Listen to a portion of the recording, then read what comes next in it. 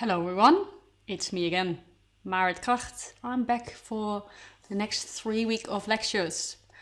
This time I'm going to talk about climate change. So just for your reference, here are my details again.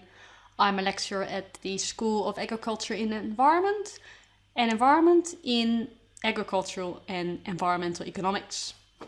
So if you have any questions about the topics of the next 3 weeks, feel free to send me an email.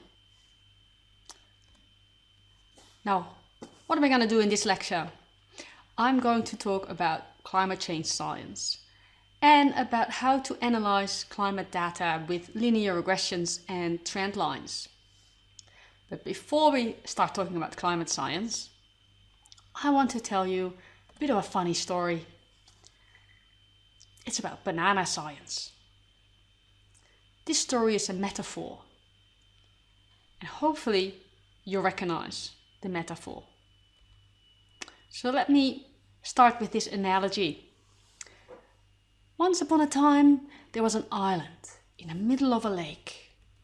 It was a beautiful island, and on the island there lived a group of monkeys.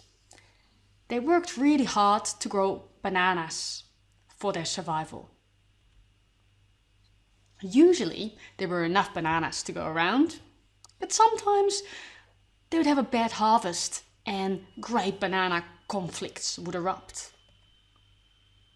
But some other years there would be plentiful harvests. Everybody had bananas and there were celebrations.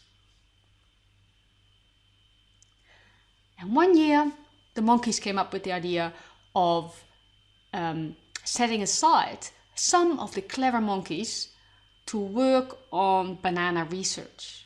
These clever monkeys would devote all their time to studying the mysteries of bananas instead of producing them. And these scientists eventually worked out ways to vastly increase banana production. The island's supply of bananas increased significantly. Everybody grew fat and happy from the abundant supply of bananas. They could have so many bananas that they could use those extra resources to enrich their lives in other ways. So they could build banana boats, banana airplanes, big banana houses, and drive banana mobiles.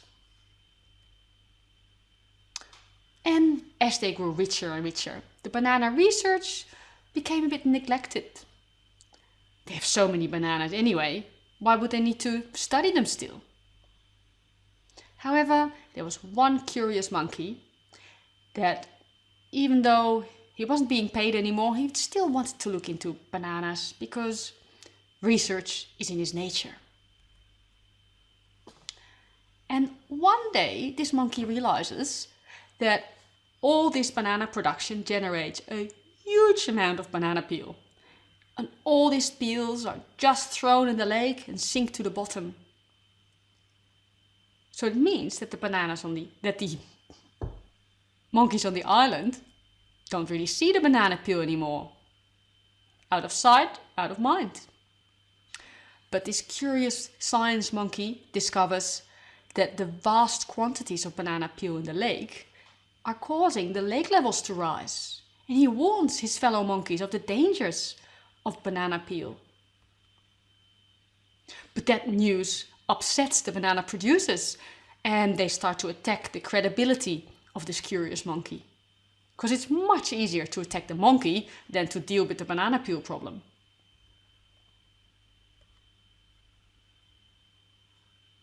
Some monkeys even figure out that they can make themselves famous by telling the other monkeys what they want to hear, even if it involves statements that are mutually inconsistent anyway.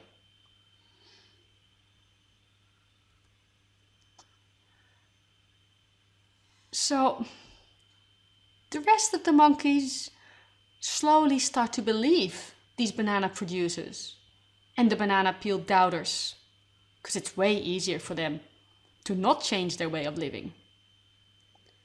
They don't want to believe this curious monkey. They just want to continue their extravagant lifestyles. But of course, after many years of throwing banana peel in the lake, eventually the lake levels start to rise. And it rises and rises so much that the monkeys are washed off their island and into the lake.